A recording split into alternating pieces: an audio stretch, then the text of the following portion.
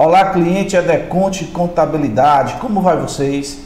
Cá estou eu mais uma vez, Joel Júnior, com as nossas videoaulas, falando um pouco aqui das relações trabalhistas e retornamos aqui com a aula 4, parte 4, acho que é a última parte dessa aula 4, sujeitos da relação de emprego e neste quinto item, consórcio de empregadores rurais. Sim, é possível haver um consórcio de empregadores rurais e já vamos aqui entender que bicho é esse, como ele funciona. Mas antes, como sempre, por favor, gente, se inscreve aqui no nosso canal, é importante que vocês se inscrevam, compartilha, dá um cliquezinho no legal, ok? Quanto mais o legal de vocês na videoaula, que vocês gostaram, o YouTube vai fornecer para outras pessoas. Compartilha novamente aí o pedido da gente, se inscreve no canal, ativa o sino, porque toda vez que a gente mandar um vídeo aqui, se você tiver com o sininho ativado, o YouTube vai lhe informar que publicamos aqui um novo vídeo, ok? Então agradecendo demais a presença de você, você que é empresário, você que é estudante, sempre lembrando aquele que é estudante ou colegas, né, profissionais de contabilidade ou da advocacia, essas aulas, esses vídeos que nós estamos publicando aqui para os clientes Edeconte Contabilidade, visa passar para eles informações sobre as suas obrigações. Mas para você que é técnico e você que é estudante, precisa aprofundar um pouco mais no tema, porque vamos tratar aqui sempre de forma mais superficial, ok? Lembrando você que tiver dúvidas, está aqui o nosso WhatsApp, está aqui em cima, né? Então pode entrar em contato, você que é cliente Edeconte Contabilidade, mesmo que você não seja nosso cliente, então por favor, fica à vontade para tirar as suas dúvidas. Outra coisa, gente, logo já vamos iniciar a gravação de alguns vídeos em relação a direito empresarial, né, relações empresariais, o que vem ser empresas, nós vamos tratar algumas videoaulas sobre isso, natureza jurídica das empresas, porte, forma de tributação. E também vamos ter aulas também aqui, vamos publicar com os vídeos sobre a parte tributária, ou seja, dos tributos, né, que sua empresa está obrigada. Então, logo a gente vai dar uma adiantada nesses vídeos em relação a questões trabalhistas, mas não se preocupa que vamos já publicar esses vídeos, ok? Então vamos lá, sem mais delongas, ok? Vamos sem enrolar muito, vamos falar aqui na nossa aula 4, né? Parte 4, sujeito da relação de emprego, consórcio de empregadores rurais. Que fenômeno é esse? Então vamos lá passar aqui. Bom, eu vou dar uma lida aqui no conceito e mais uma vez, como sempre, acompanhe a leitura porque ajuda a fixar. E aí eu faço a explicação. Vamos lá. O consórcio de empregadores rurais é a reunião de produtores rurais para um fim comum. Não é uma alternativa para a ausência da assinatura da carteira de trabalho dos empregados. Pelo contrário, a saber, a finalidade é a de contratar, gerir e demitir trabalhadores que prestarão serviço para todos os consorciados. A palavra consórcio aí, ela vem realmente no sentido de aglomeração de empregadores. Então, o que vem a ser isso? Olha, o consórcio de empregadores quer dizer o quê? É isso mesmo que você está pensando. São um empregado, um ou dois, três, quatro, 10 empregados, seja o que seja, trabalhando para vários produtores rurais, vários empregadores. O patrão são várias pessoas para aquele único empregado ou grupo de empregados. Isso é possível sim. O que acontece? Vamos supor aqui, como nós estamos falando de produtores rurais, né, que são consórcios de empregadores rurais, ou seja, de empregadores produtores rurais.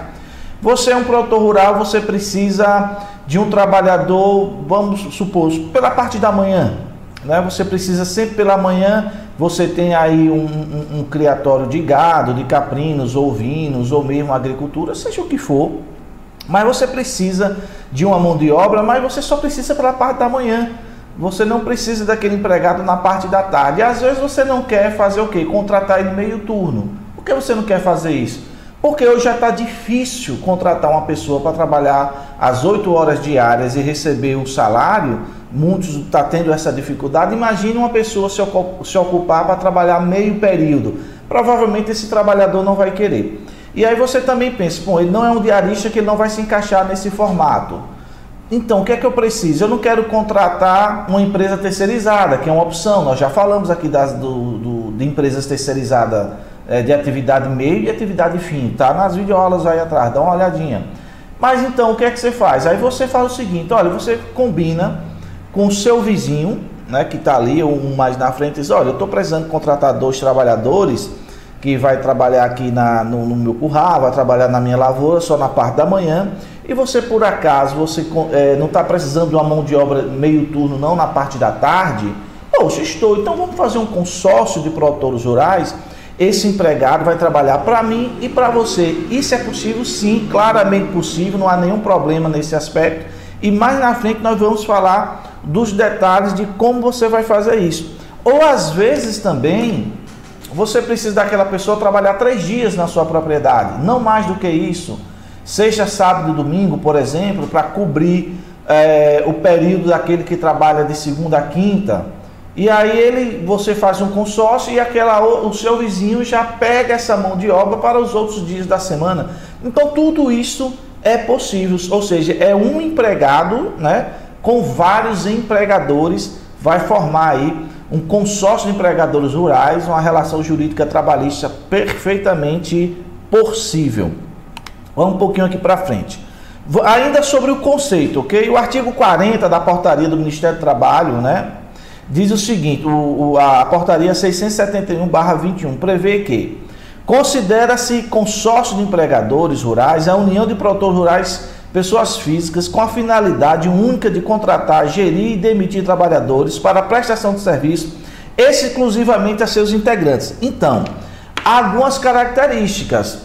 Esse consórcio só pode ser formado por pessoas físicas, ok?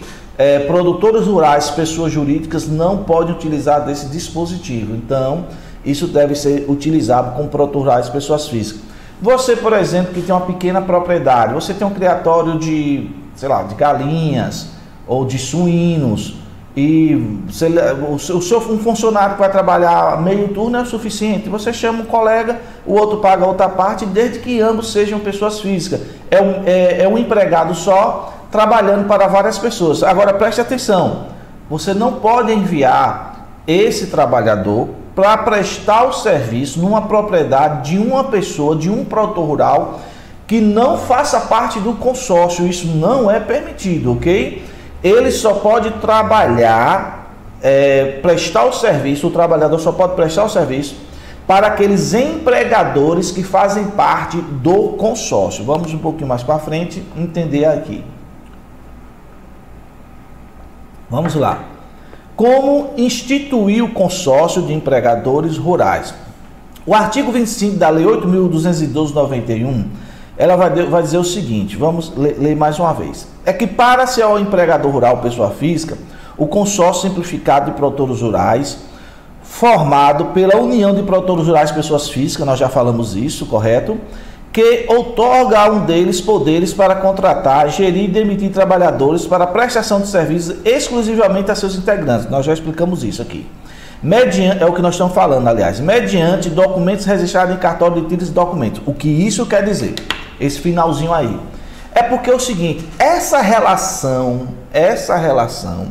entre os empregadores, ou seja, entre os produtores rurais, pessoas físicas, é uma relação jurídica cível, ok? É uma relação de obrigação de fazer. Então você vai celebrar um contrato, vai procurar um advogado, pode procurar aqui a gente na Deconte Contabilidade, nós temos serviço de advocacia, contabilidade também. Haja visto que eu sou contador e advogado, posso exercer as duas profissões. Então o que acontece? Vamos elaborar um contrato, os 5 produtores rurais, os 3 produtores rurais, ou os 2 produtores rurais, seja o que for, fazer esse consórcio e vai dizer o que cada um vai assumir desta responsabilidade. Por exemplo, eu preciso que o trabalhador fique 4 horas na minha propriedade, mas o outro só precisa ficar 2, no outro mais 1 e no outro 1, fechou 8 horas. E aí você vai colocar no contrato a responsabilidade de cada um, o que cada um vai pagar em relação a essas obrigações, ok? Tem que deixar claro, fazer esse contrato tudo certinho e registrar no cartório de títulos e documentos e deixar guardadinho para gerar efeitos cíveis, ou seja, a obrigação de fazer. Vamos continuar aqui o texto. Os empregadores deverão registrar o contrato no cartório de título e documento, também deverão identificar cada um dos consorciados e prevendo as obrigações de cada. Foi o que eu acabei de falar, não é? Vai dizer, olha, eu vou participar dessa forma e as minhas obrigações são essas. Então, essa relação entre os empregadores tem que ser feito um contrato e registrado em cartório, ok? Vamos mais para frente. Agora, as obrigações trabalhistas, gente, ela é como qualquer outra pessoa, qualquer outro tipo de empresa. Lembre que o produtor rural, pessoa física, eles se equiparam à empresa para efeitos trabalhistas, certo? Então, o empregado terá todos os seus direitos. Ele terá sua carteira de trabalho registrada, ele terá as horas, a jornada de trabalho, horas extraordinárias, se for o caso, FGTS, ele deve pagar o INSS dele, que vai ser retido, você vai recolher. Aí o que acontece? Nós temos um consórcio de 5 produtores rurais, por exemplo. Um desses produtores ficará encarregado de fazer o registro dos empregados que vai trabalhar para todos os produtores rurais. Entenderam isso? Ele vai fazer uma matrícula na Previdência Social, no INSS, ok? Para poder fazer o registro, eu já falei sobre isso, não é? Que é como se fosse um CNPJ, mas não é. É uma matrícula que o produtor rural faz na Previdência Social e com isso ele pode registrar os empregados. Então ele vai colocar lá José dos Santos e outros, ele vai tirar essa matrícula, vai registrar os empregados. Esse indivíduo aqui vai ter a responsabilidade de admitir, demitir tudo, é responsabilidade dele recolher todas as obrigações trabalhistas.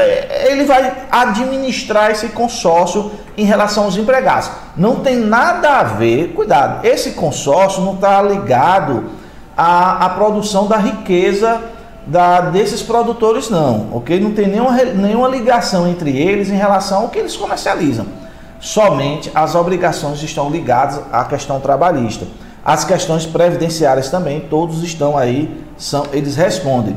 Todos esses empregadores e empregadores, a responsabilidade é solidária. Eu já expliquei o que vem a ser a responsabilidade solidária em aula passada. A responsabilidade solidária quer dizer que todos respondem de imediato sobre as obrigações trabalhistas, ok? Vamos dar uma lida aqui, ver se eu esqueci alguma coisa. O consórcio que tiver, o consorciado, né? Que tiver os poderes de contratar, gerir e demitir, deverá registrar a carteira de trabalho dos trabalhadores em seu nome. Ok, falei isso. As obrigações serão de acordo com o previsto no contrato. Também já falamos sobre isso. Já quanto às obrigações previdenciárias, todos os consorciados serão responsáveis solidários, perfeitamente. Aliás, mesmo se tratando de empregado contratado pelo consórcio, todos os direitos trabalhistas devem ser pagos. Claro, não muda nada, ok, gente? O fato de haver um consórcio, o fato de haver vários empregadores, isso não muda absolutamente nada. As responsabilidades trabalhistas são as mesmas. Entenderam isso? Bom, é uma aula rápida, mas ela tem um conteúdo objetivo. Como eu falei, o nosso objetivo aqui é trazer elementos para o empresário, para ele entender como funcionam as relações jurídicas trabalhistas. Esse é o nosso objetivo. Tem dúvidas? Procure a Adeconte Contabilidade, o WhatsApp está aqui em cima, teremos o maior prazer em atendê-lo. Você, cliente Adeconte, qualquer lugar do Brasil, nós estamos aqui, certo, firmes, para que você venha tirar suas dúvidas, fazer suas consultas e, claro, prestar o serviço para vocês. Essa foi a aula 4, parte 2, sujeitos da relação de emprego. Salvo engano, essa última aula em relação a esse tópico que são sujeitos de relação de emprego. A próxima aula nós vamos falar já sobre contrato de trabalho. São os tipos de contratos que existem nas relações jurídicas trabalhistas. Provavelmente teremos várias aulas sobre esse tema, porque é bem complexo ele, ok? Um grande abraço, lembre-se de compartilhar, dar o like, se inscrever aqui no nosso canal, manda aí para o seu amigo, para um empresário, manda para o grupo de associados lá da sua associação comercial, Associação de Agricultores e Produtores, beleza? Um grande abraço e até a próxima aula.